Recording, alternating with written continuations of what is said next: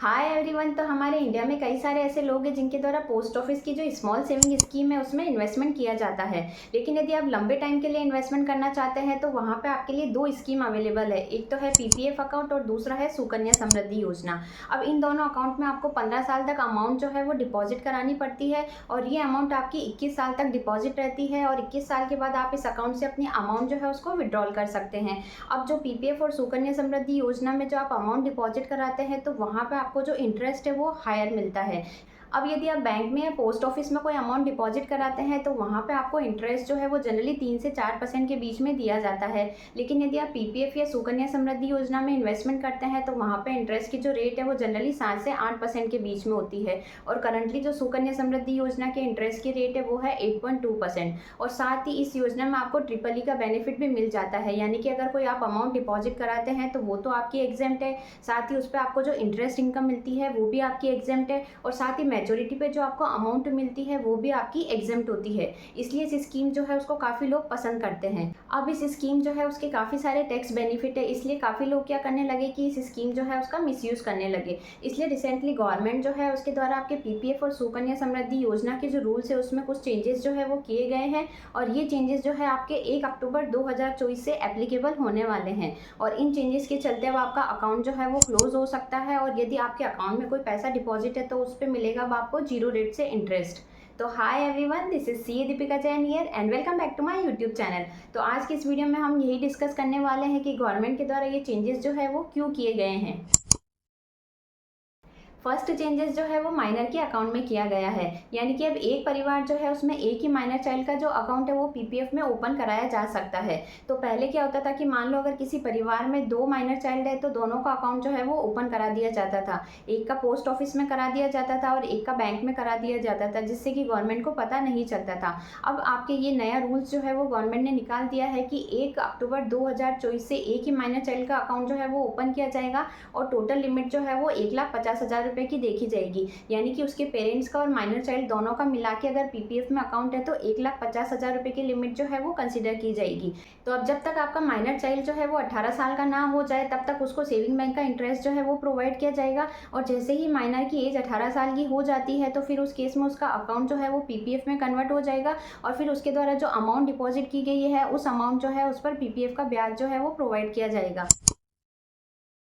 Next है multiple PPF account. अब कई सारे पर्सन क्या करते हैं कि हायर रेट से इंटरेस्ट जो है उसका बेनिफिट लेने के लिए एक से ज़्यादा बैंक अकाउंट में अपना पीपीएफ अकाउंट जो है वो ओपन करवा देते हैं। जैसे कि मान लो कोई पर्सन है जिसके द्वारा 3 बैंक अकाउंट है, उसमें अपना पीपीएफ अकाउंट ओपन किया जाता है और तीनों में वो 50-50 हज़ार रुपये की अमाउंट जो है वो डिपॉजिट कर देता है। तो यहाँ पे उसकी टोटल अमाउंट जो है वो 1.5 लाख रुपये की है, तब तक तो कोई प्रॉब्लम नहीं है। लेकिन मान लो अगर तीनों बैंक अकाउंट में उसके द्वारा 1-1 लाख रुपये डिपॉजिट कराए जाते हैं तो वहाँ पर उसकी टोटल डिपॉजिट अमाउंट हो जाती है 3 लाख रुपये, यानी कि वो टोटल जो मैक्सिमम 1,50,000 रुपये की लिमिट है उसको क्रॉस कर दी जाती है। तो फिर उस केस में बैंक के द्वारा क्या किया जाएगा कि जो एसएससी का सबसे पुराना जो बैंक अकाउंट है, यानी कि जो प्राइमरी बैंक अकाउंट है, उसको कंसीडर किया जाएगा और बाकी के जो 2 बैंक अकाउंट है उसमें से 50,000 रुपये की अमाउंट जो है वो उसके प्राइमरी बैंक अकाउंट में डाल के बाकी जो दोनों बैंक अकाउंट है उसको क्लोज कर दिया जाएगा और जो अमाउंट उसने डिपॉजिट कराई है वो अमाउंट जो है वो एसएससी को रिफंड कर दी जाएगी और उस अमाउंट पर एसएससी को कोई भी इंटरेस्ट जो है वो प्रोवाइड नहीं किया जाएगा।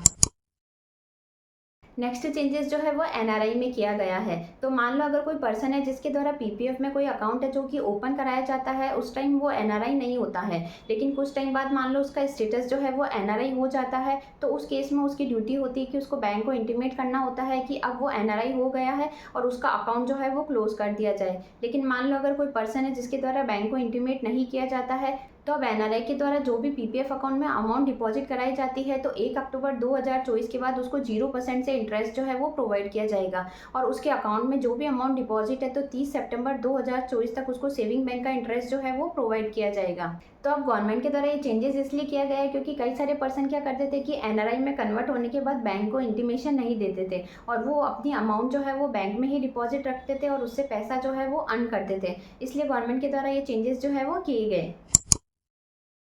नेक्स्ट जो चेंजेस है वो आपके सुकन्या समृद्धि योजना के रूल में किया गया है। तो पहले क्या होता था कि मान लो अगर किसी परिवार में 2 से ज़्यादा गर्ल चाइल्ड होती थी तो लोग क्या करते थे कि दादा दादी के नाम से अकाउंट जो है वो ओपन करा लेते थे और सुकन्या समृद्धि योजना का बेनिफिट जो है वो ले लेते थे। लेकिन अब रिसेंटली 1 अक्टूबर 2024 से आप पे नए प्रोविजन है जो कि एप्लीकेबल होने वाले हैं, यानी कि अब दादा दादी के नाम से अगर कोई माइनर चाइल्ड के अकाउंट ओपन किए गए हैं तो वो अकाउंट जो है वो उनके पेरेंट्स के नाम पे ट्रांसफर कर दिए जाएंगे। और मान लो अगर किसी के पेरेंट्स नहीं है तो फिर उस केस में उनके जो लीगल गार्जियन होंगे जो कि कोर्ट के द्वारा अपॉइंट किए जाते हैं, उनके नाम से अकाउंट जो है वो ट्रांसफर कर दिया जाएगा और उन्हीं के पैन कार्ड और आधार कार्ड जो है वो कलेक्ट किए जाएंगे। तो गवर्नमेंट के द्वारा ये चेंजेस इसलिए किया गया है क्योंकि अगर मान लो सुकन्या समृद्धि योजना में कोई मल्टीपल अकाउंट्स अगर ओपन है तो उस केस में गवर्नमेंट जो है वो आसानी से ट्रैकिंग कर पाएगी। अब मान लो सुकन्या समृद्धि योजना और पीपीएफ अकाउंट के अलावा आपने किसी और स्कीम है जिसमें इन्वेस्टमेंट कर रखा है और वो इन्वेस्टमेंट आपकी एक स्पेसिफाइड लिमिट से ज़्यादा हो जाता है, या मान लो आपके किसी माइनर चाइल्ड के अकाउंट में कोई इरेगुलरिटी चल रही है, जैसे कि आपने कोई प्रॉपर डॉक्यूमेंट है जो कि जमा नहीं कराए हैं,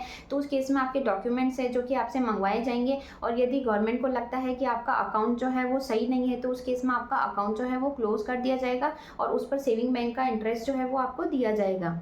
इसलिए गवर्नमेंट के द्वारा रिसेंटली जितनी भी बैंक है और जितने भी पोस्ट ऑफिस है उनको ये नोटिफाई किया गया है कि आपके जितने भी कस्टमर हैं जिनके पीपीएफ अकाउंट है, सुकन्या समृद्धि योजना में कोई अकाउंट है, तो आप उनके पैन कार्ड और आधार कार्ड जो है वो कलेक्ट करें और उनको स्कीम के पोर्टल पे जाके जमा करें ताकि उन कस्टमर जो है उसकी ट्रैकिंग करने में आसानी रहे कि उनके एक से ज़्यादा अकाउंट तो ओपन नहीं है।